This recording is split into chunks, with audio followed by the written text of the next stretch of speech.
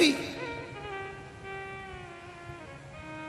रामचरितमानस को उठाकर देखिए, पृथ्वी अपने दर्द सुना रही है कि चारों तरफ रावण का हाहाकार मच रहा है, आप कृपा करिए।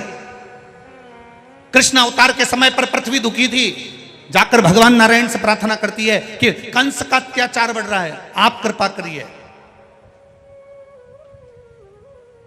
बार बार पृथ्वी दुखी होती है, बार बार ये भूमि, ये वसुंधरा बार बार दुखी होती है, बार बार ये वसुंधरा रोती है, बार बार ये पृथ्वी रोती है, बार बार ये भूमि नैनों से नीर बहाती है।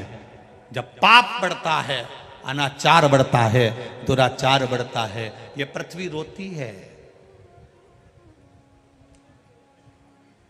आंखों से आंसू बहता है।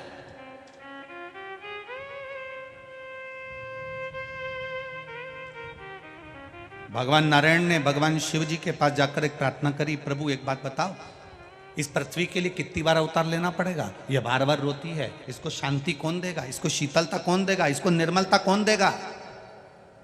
एक बार मैंने राम अवतार ले लिया, एक बार मैंने कृष्ण अवतार ले लिया, एक बार मैंने दत्त अवतार ले लिया, एक बार ये 24 अवतार मैंने जितने अवतार लिए हैं, ये सारे के सारे अवतार इस पृथ्वी के लिए लिए हैं, इसको शांति देने के लिए, इसको शीतलता देने के लिए, इसके आनंद के लिए मैंने इतने अवतार लिए हैं। इनमें ये बताओ कि कितनी बार हम अवतार लेते रहेंगे, कितनी बार हम जन्म लेते रहेंगे, कितनी बार हम पृथ्वी पर जाते रहेंगे, इस पृथ्वी को शांति देने के लिए कितनी बार हम जन्म लेंगे? कोई परमानेंट इलाज बता दो। तब महादेव ने कहा, तुम चिंता मत करो, इसका परमानेंट इलाज अगर कोई बता सकता है तो वो तुमरुका जी बता सकते हैं। सारे देवता तुमरुका जी के पास पहुंचे।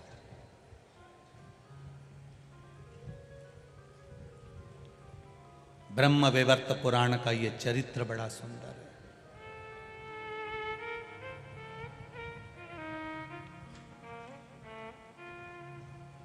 बड़ा सुंदर चरित्र है ये ब्रह्म वैवर्त पुराण का।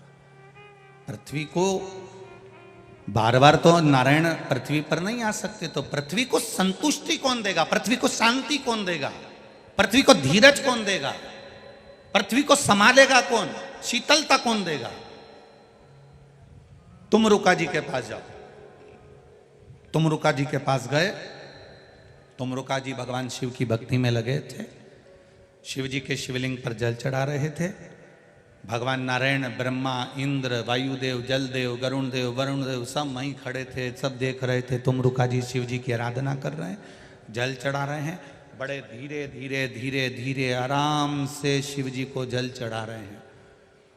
जितने विद्वान ब्राह्मण होंगे इस पृथ्वी के, जितने भू देवता हैं इस पृथ्वी के, जितने चतुर विद्वान ब्राह्मण जिन्होंने वेद पुराण शास्त्र का अध्ययन किया है, वो हमेशा एक बात जरूर कहते हैं कि शंकर जी का जब अभिषेक करो तो धीरे धीरे जल को चढ़ाओ, आराम से जल को समर्पित करो।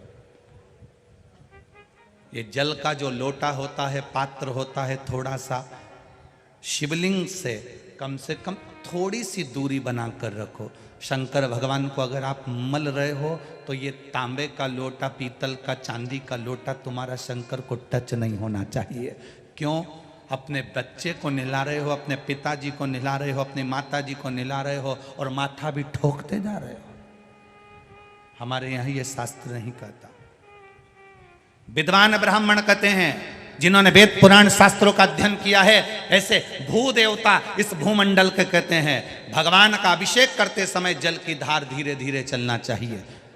जल की धार भू देवताओं ने, ब्राह्मणों ने तो कह दी कि धीमे धीमे चलना चाहिए। अब कोई इनसे भिड़ जाए और कह दे साहब कि तुम लिखा हुआ बताओ कि जल की धार महादेव को धीमे धीमे चढ़ना चाहिए, उसका प्रमाण क्या है? तो ब्रह्म वैवर्त पुराण में कहा, तुमरुका जी धीरे धीरे जल चढ़ा रहे थे, आराम से जल समर्पित कर रहे थे। ब्रह्मा, विष्णु आदि कादिक सब ने जब तुमरुका जी उठे, उठते से उनसे पूछा, तुम ये क्या कर रहे हो? जल तो जल्दी भी चढ़ा सकते हो, फिर तुमने धीरे धीरे क्यों चढ़ाया? तो कहा, मेरे जल को धीरे चढ़ाने का एक कारण है, ये जल शिवजी का चढ़ा हुआ जब पृथ्वी पर जाता है तो पृथ्वी इसको ग्रहण करते हुए अपने आनंद सुख को पाती है और शीतलता प्राप्त करती है, जिससे जनमानस का कल्याण करती है। अब ब्रह्मा जी के प्रश्न का संशय मिट गया, भगवान विष्णु के प्रश्न का संशय मिट गया, अब इंद्र के प्रश्न का संशय मिट गया कि पृथ्वी को बार बार भगवान को अवतार लेने की जरूरत नहीं पड़ेगी, भगवान को बार बार पृथ्वी पर आने की जरूरत नहीं पड़ेगी। अगर संसार के लोग पृथ्वी पर रहने वाला एक एक बच्चा शंकर के मंदिर में एक लोटा पानी चढ़ाना चालू कर दे तो पृथ्वी भी अपना खजाना खोलना